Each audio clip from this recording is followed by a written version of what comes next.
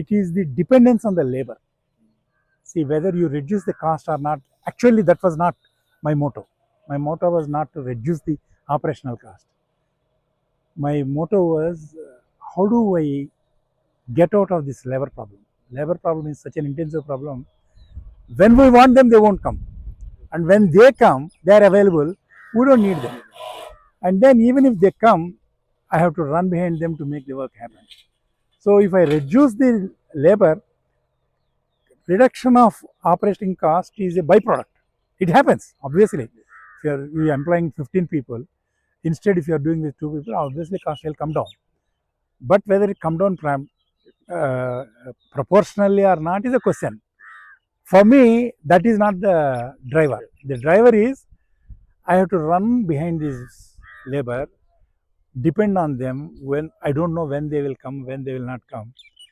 And all my activities will be based on their schedule, not my schedule, which makes me very uncomfortable in farming.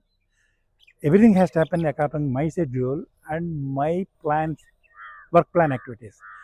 That I can do only if I have a tool like this. And then what I require, still I require manpower. The manpower I require is a guy who is a trustworthy guy who can run this machine continuously without absconding. And if I have that, and if there is a farmer who is 30 years or 40 years old who can actually do it, for him it is like hell, heaven, right? You don't have to depend on anybody. He himself can take it and then run it. And if his wife, who is young, can drive this, then there is nothing else. A husband, wife, and this tool, they can happily run a 6-acre mango garden without anybody, or grow either rice or maize with just 1 or 2 people extra. That's it. See, there is a cost reduction.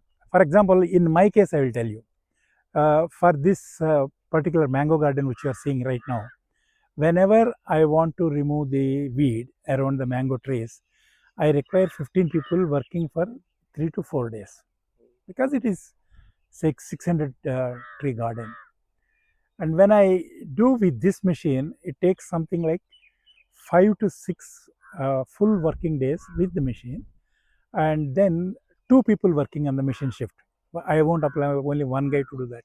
So morning 6 to 11, one guy will do that, and evening is around 3 o'clock to 8 o'clock, another guy will, 7 o'clock, another guy will do it. So I work in 2 shifts because I can do the charging and all that stuff. Now what happens is, if I have 2 guys working for say 4 to 5 days, that's what I have observed. Within 10 working days, I have 10% days, I have completed the job. Whereas if I do with the manpower, skill labor, it is around 15 people working for 3 to 4 days, and I have to run behind them, saying that start work. They, their working style, right?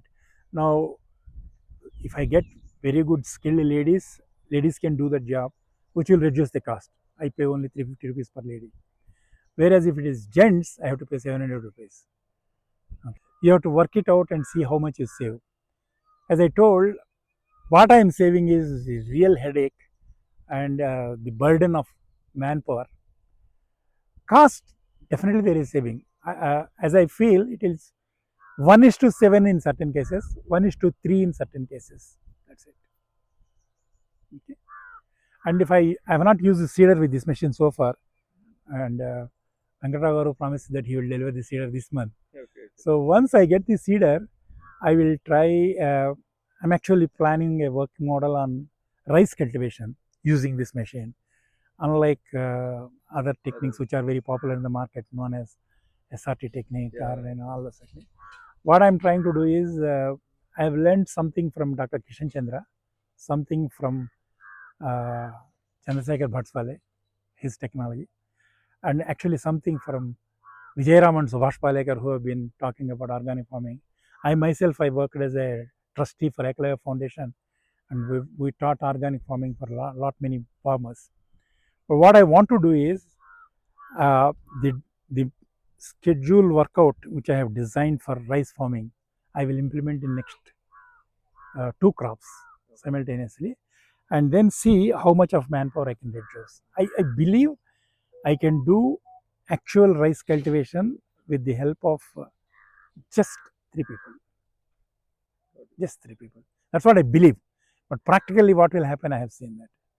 Last year, I tried ground cultivation with regular labor, and it proved to me that working with labor in agriculture is not going to help us anymore. It's not because of the cost alone, it's cost plus their dependency and their funny things. So, this is what I actually want to promote. This tool, particularly, uh, which can be handled by any farmer. You don't need to have lot of skills. If you can run a motorcycle, you can do that. I'm certainly aged I'm on the wrong side of the age. I don't try that. But if a farmer can uh, drive this machine, operate this machine, then I believe he can save a lot of money and he can save a lot of time. And actually, he can be much more productive than what he is.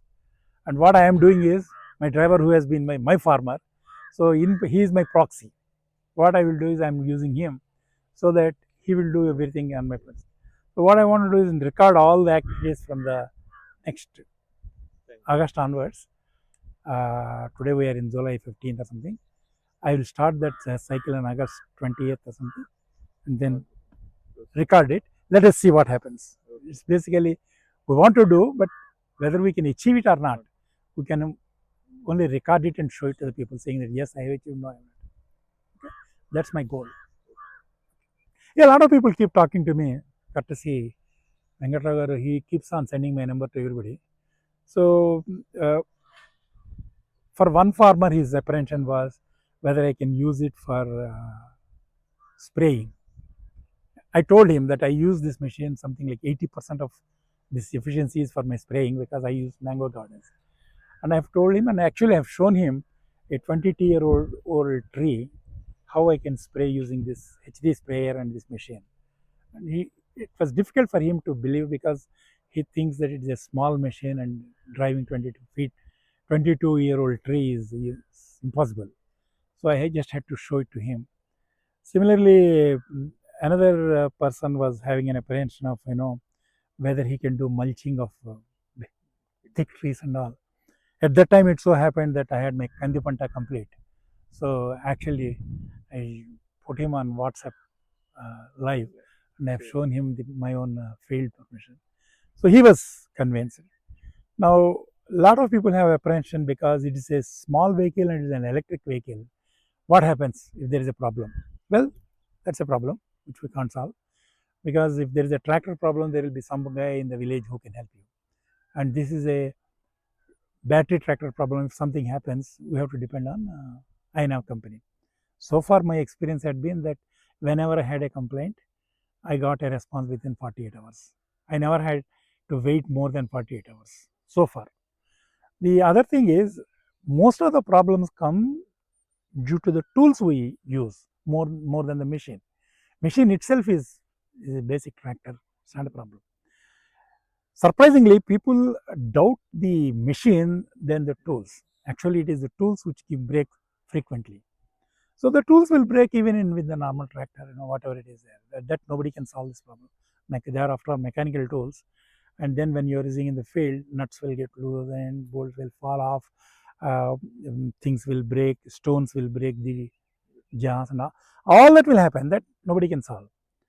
Whereas the apprehension that the battery machine will fail is something which I cannot understand, because I have shown to them many times how things happen. I'm using this machine since 5 years, 4.5 years, I think. And the maximum response time I had to wait was 48 hours. Okay. Now people can come and say that, okay, you know that company or you know that person, something like that. Well, that's true. I knew him because I bought it. Before that, I don't know him too. So I am assuming that every buyer will have the same relation with him. I never had any relation with him before this particular purchase. Actually, I saw one article and then went to his mechanical shop on my own, along with one more person. We sat there for 6 hours and then evaluated everything. And then when we came back, the other person said, okay, I think it is too risky. I said, no, I'm going ahead, and I bought it. And my life had been simple. The other person came after 3 years and saw that, oh, okay, still you're using this. I said, yes, I'm using this. So there is a risk. Risk is in a new product. It is there with every thing you take. Basically, I'm a guy who takes a lot of risks. I don't care about these things. And this machine had been very, very useful to me. Primarily three reasons. One, the support given by the company. Terrific support. That is a absolutely spot on support. Second, whatever they promised, the promise is, it is not a marketing hype. Everything they promised, I have seen it in the field, in terms of specifications, in terms of whatever they said. Whenever they said it will cut, say, 2 inches tree plants, I have seen it cuts 2 inches plants. Similarly, the sprayer will work for, say, something like 20 meters. I have seen it works for 20 meters. So that is the second thing. Second thing is the specification or whatever promise the machine makes, it is fulfilled. Never there is a problem. Third, the machine is after all a machine, right? It is a tool. How much you use it, how do you use it? For example, a phone is a phone. You can use it in many, many ways. Okay? I have seen some videos where one girl has used this machine much more than what I can even think of. Okay? So that girl is an inspiration for me. She must be around 20, 25 years old. So we have umpteen possibilities. How to use, how to make it happen is an individual's choice. And whatever little I have tried, I'm happy with that. I cannot say this is superlative, overhead, and things, but I was never unhappy with what I have done with this.